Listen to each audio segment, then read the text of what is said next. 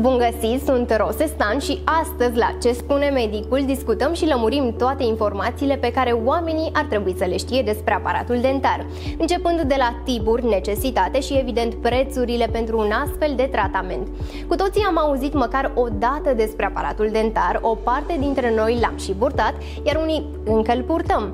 Dar care este de fapt scopul lui în afara îndreptării dinților? De ce este el atât de important sau când a luat naștere? Discutăm astăzi cu specialiștii de la House of Beauty Clinic pentru a lămuri aceste detalii. Înainte de a începe, haideți să facem o incursiune în istoria stomatologiei și să aflăm când a fost descoperit și când și-au dat seama oamenii de necesitatea acestui tratament.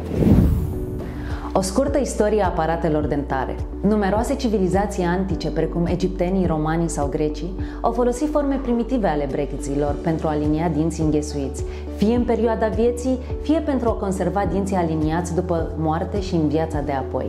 Materialele comune folosite pentru alinierea dinților erau aurul sau argintul, iar de-a lungul istoriei, materialele folosite au evoluat, incluzând fildeș, lemn, platină, oțel, cupru sau alamă. Brecheții moderni au fost inventați în 1819 de către francezul Christophe de la Barre, dar Edward Engel, supranumit și tatăl ortodonției, este cel care a fondat bazele ortodonției în anii 1900 și a considerat că datorită complexității este nevoie de medii specializați și instruiți în programe postuniversitare, numiți astăzi medii specialiști ortodonți. Alinerele sau gutierele transparente pentru aliniere dentară au fost inventate în 1997 de către doi absolvenți ai facultății de la Stanford. Acum că am aflat care este istoria lui, un aspect foarte important este ce probleme rezolvă acesta. Știm cu toții că atunci când ai dinții strâmbi, ai nevoie de aparat dentar, dar la ce mai este el de fapt bun, aflăm tot de la specialiștii House of Beauty Clinic. Ce probleme corectează aparatul dentar? Aparatul dentar este recomandat pentru corectarea poziției dinților pe arcadele dentare și pentru influențarea creșterii maxilarelor, creând astfel spațiu pe arcadă pentru dinții permanenți. De asemenea, prin tratamentul ortodontic se pot aduce pe arcadă dinți definitiv blocați în os sau se pot deschide spații pentru aplicarea implantelor dentare, în cazul pacienților cu edentații. De asemenea, tratamentul ortodontic este folosit în tratarea mușcăturilor greșite și a diferitelor tipuri de malocluzii. Principalele anomalii sunt înghesuirea dentară sau spațierea dentară, sub formă de diastemă, numită popular strungăreață. Tratamentul ortodontic are ca scop corectarea mușcăturilor greșite, iar acestea sunt ocluzia deschisă sau open bite, ocluzia inversă sau underbite, când dinții frontali inferiori sunt poziționați anterior față de dinții superiori, ocluzia încrucișată sau crossbite, când maxilarul este comprimat și îngust și astfel apare un decalaj în plan transversal față de mandibulă. Iar cea mai des întâlnită este supraocluzia verticală sau overbite. Este o malocluzie în plan sagital, în care maxilarul cu dinții superiori sunt poziționați mult anterior față de cei inferiori. Supraocluzia verticală poate avea o cauză ereditară sau poate fi determinată de obiceiuri vicioase în perioada copilăriei, precum respirația orală sau subtul degetului sau a suzetei după vârsta de 2 ani. Acum știm ce probleme și disfuncționalități rezolvă aparatul dentar. Un lucru relevant este să aflăm și ce riscăm dacă nu folosim acest tratament când vorbim de afecțiunile menționate înainte, și anume dinți strâmbi sau înghesuiți, mușcătură incorectă, iar lista poate continua. Haideți să vedem ce se întâmplă în timp dacă amânăm folosirea aparatului dentar, dar și cât de gravă poate deveni situația în lipsa acestui tratament. Discutăm tot cu specialiștii de la House of Beauty Clinic. Ce risc dacă nu port aparat dentar? Toate mușcăturile greșite de care am vorbit mai devreme, numite și anomalii dentomaxilare, pot afecta negativ capacitatea de a amesteca alimente, implicit și de a ne alimenta corect. Poate genera dificultăți în vorbire sau poate genera uzura excesivă a smalțului, iar aspectul inestetic al dinților și al zâmbetului știm cu toții că generează o stimă de sine scăzută. Așadar, înghesuirile, ocluziile incorecte dentare afectează în timp și sănătatea dinților, dar și a gingilor, precum și articulației temporomandibulare și a tubului digestiv. În secolul 21 nimeni nu mai pune la îndoială necesitatea unui aparat, fie că vorbim despre aspectul estetic sau funcționalitatea lui. Dar o dilemă des întâlnită în rândul pacienților este aceea de a înțelege ce tip de aparate dentare ni se potrivește și cum îl alegem. Există aparate dentare de la cele mai complexe la cele care se poartă doar pe timpul nopții, cu brecheți colorați, ștrasuri simple și așa mai departe. Care este diferența dintre ele, dar și cea mai bună modalitate de a le alege în funcție de nevoile pacientului, performanță și cum obținem rezultate rapide, aflăm chiar acum. Câte tipuri de aparat dentar există? Purtarea aparatului dentar în copilărie implică aparate ortopedice, uneori mobile, alteori fixe, care asigură o bună dezvoltare a maxilarelor și implicit aliniere dentară și o mușcătură corectă. Astfel de aparate sunt trainerele miofuncționale, disjunctoarele, lip bumperele sau aparatele mobile clasice. Purtarea aparatului dentar la adult poate implica aparate ortodontice fixe, clasice, sub formă de brecheți, fizionomici sau metalici, aplicați pe exteriorul dinților sau lingual pe interiorul lor. Cel mai avansat și modern aparat dentar, în schimb, este cel sub formă de alinere, el fiind invizibil și detașabil. Alinerele sunt niște gutiere transparente, realizate cu ajutorul unui soft 100% digitalizat, care se schimbă de către pacient în fiecare săptămână. Astfel, ele nu schimbă culoarea și generează aliniere dentară într-un timp foarte rapid. Se îndepărtează doar când mănâncă sau se spală pe dinți pacientul, astfel neexistând restricții alimentare. Alinerele sunt 100% personalizate, ceea ce oferă confort sporit și nu afectează gingiile. Tratamentul este extrem de eficient și purtând alinerele cu conștiinciozitate, tratamentul poate dura doar câteva luni. Medicul ortodont are acum la dispoziție o varietate de metode de tratament, în funcție de particularitatea fiecărui caz și de rezultatele dorite. Este foarte important de înțeles că se pot corecta defectele și malocluziile oricărui pacient, indiferent de vârstă. Cu siguranță, cea mai bună alegere o poate face medicul stomatolog în urma unei evaluări amănunțite despre poziția dinților și afecțiunile pe care un pacient le prezintă. Vă propun să descoperim împreună în ce constă o consultație și, mai mult decât atât, cum ne dăm seama când este momentul să ne programăm la un consult stomatologic pentru a preîntâmpina o problemă de acest fel. Așadar, care sunt etapele unei consultații privind aparatul dentar chiar acum? La prima întâlnire, numită consultație primară, medicul specialist ortodont examinează pacientul.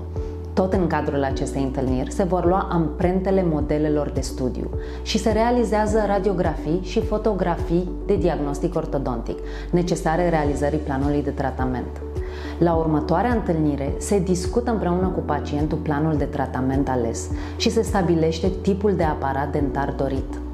Medicul specialist ortodont va decide tratamentul în funcție de vârsta pacientului, de starea generală de sănătate, dar și de gravitatea anomaliei dentomaxilare. Abia după aceste întâlniri se aplică aparatul dentar, procedeu care durează în funcție de tipul de aparat dorit, cu brecheți sau tratament ortodontic cu alinere, în jur de o oră. Pacientul va fi nevoit să se prezinte la control lunar în cazul aparatului fix cu brecheți și la câteva luni în cazul aparatului pe bază de gutiere.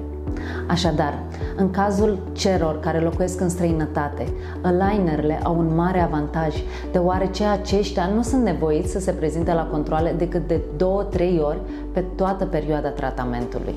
La finalul tratamentului ortodontic se îndepărtează aparatele și se aplică mijloace de menținere a rezultatului. La arcada inferioară este vorba de retainer, acesta fiind un fir colat în spatele incisivilor inferior, menit să-i mențină aliniați, iar la arcada superioară se folosește contenția sub formă de gutieră, purtată doar pe perioada nopții. Am aflat concret etapele unei consultații în care se descoperă nevoile pacientului, iar o chestiune foarte importantă este estimarea timpului de purtare al aparatului dentar. Cu toții știm zicalele ortodonților care promit că vei sta cu aparatul dentar doar un an sau poate chiar mai puțin, dar de multe ori perioada se prelungește de la lună la lună. Astăzi vom afla de ce nu coincid estimările inițiale cu perioada finală și cum se determină intervalul ideal. Deci, la ce perioade trebuie să ne așteptăm când aflăm că avem nevoie de aparat dentar? Cum se stabilește timpul de purtare al aparatului ortodontic? Medicul specialist ortodont va decide durata tratamentului în funcție de vârsta pacientului, de starea generală de sănătate, dar și de gravitatea anomaliei dentomaxilare. Practic, cu cât stăm și amânăm mai mult începerea tratamentului ortodontic, cu atât starea de sănătate a dinților sau a parodonțiului, care este sistemul de susținere al dintelui, se va altera. Astfel, vârsta pacientului va înainta, complexitatea cazului va crește, determinând o perioadă mai lungă de tratament, dar și un cost mai mare. De asemenea, timpul tratamentului mai este influențat și de aparatul ales. Alignerele, de exemplu, au timpul de tratament cel mai scurt. Ele, schimbându-se la fiecare săptămână, grăbesc tratamentul. Acestea sunt urmate de aparatele fixe cu brackets metalici, unde forța de frecare, numită fricțiune, este cea mai scăzută.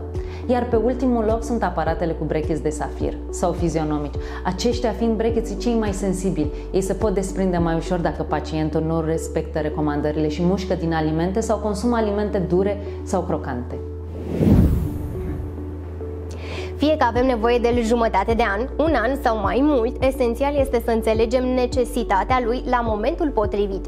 Una dintre informațiile care ne privește pe toți este costul, pentru că există aparate dentare de câteva mii de euro, dar și variante mai ieftine. Cum se calculează prețul și care este diferența între cele două opțiuni, discutăm tot cu echipa House of Beauty Clinic. Care sunt costurile tratamentelor ortodontice? Aparatele ortopedice fixe, precum și aparatele mobile folosite în perioada de creștere la copii, au costuri între 1000 și 1500 de lei per aparat, în funcție de aparatul ales. Aparatele ortodontice fixe cu brackets au costuri de 3000 de lei per arcadă aparatul metalic, până la 4500 de lei aparatul fizionomic, folosind ultima tehnologie de brackets apăruți. La costul aparatelor se adaugă și costurile controalelor lunare, pacienții purtători de brackets fiind nevoiți să se prezinte în fiecare lună la control pentru activare sau schimbarea arcurilor. Cel mai avansat și modern aparat dentar este cel sub formă de alinere și are 3 categorii de prețuri în funcție de complexitatea cazului, dar și de numărul de gutiere. 2000 de euro este cazul light, până la 5500 de euro cazul foarte complex. În cazul acestui aparat nu mai există costuri suplimentare sub formă de controale lunare, așadar la finalul tratamentului se poate ajunge la un cost asemănător cu cel al bracketsilor tradiționali.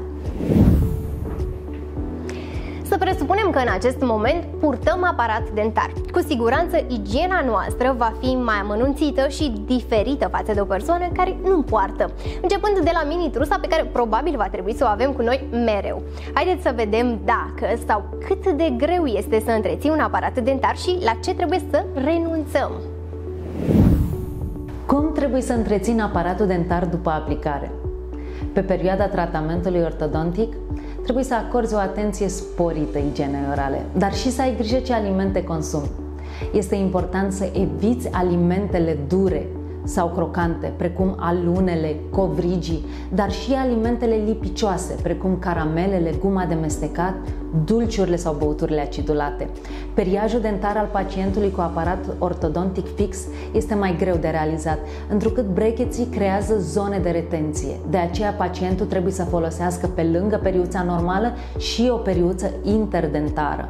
De asemenea, ața dentară și dușul bucal cu apă de gură nu trebuie să lipsească din rutina zilnică. Important este să schimbi periuța odată la 2 luni și să folosești tablete de identificare a plăcii bacteriene pentru a vedea unde nu ai igienizat corespunzător. Trebuie urmărite instrucțiunile date de medicul ortodont, dar și avut o igienă orală cât mai riguroasă. Întrucât purtarea aparatelor dentare poate atrage depunere de resturi alimentare, placă dentară și poate cauza pătarea dinților sau afectarea smalțului și inflamarea gingiilor. Pentru a te asigura că tratamentul progresează cât mai bine posibil, trebuie să ai grijă de aparatul tău dentar, să ai o igienă orală foarte bună, dar și să te prezinți la controale, ajustarea aparatelor dentare făcându-se la intervale de câteva săptămâni. În concluzie, necesitatea aparatului dentar și controlul periodic asupra sănătății dinților ar trebui să fie prioritate pentru noi toți. Din fericire, medicina a evoluat foarte mult în ultimii ani, iar tratamentele sunt mai eficiente și durează mai puțin. După cum am observat, nici aspectele ce țin de estetică nu au fost ignorate, iar astăzi ne bucurăm de aparate dentare care pot fi considerate un adevărat accesoriu pentru cei care își doresc mai mult decât funcționalitate. Un lucru important rămâne însă anticiparea problemelor care ar putea să degenereze, așa că programați-vă cât mai rapid la un consult stomatologic ca să evitați orice neplăcere pe termen lung. Din nefericire, o problemă netratată la momentul oportun poate duce în timp la costuri și de 10 ori mai ridicate. Dacă aveți nevoie de un consult de specialitate, vă așteptăm la House of Beauty Clinic, unde o echipă de specialiști vă va oferi cele mai bune soluții și tratamente pentru sănătatea dinților voștri.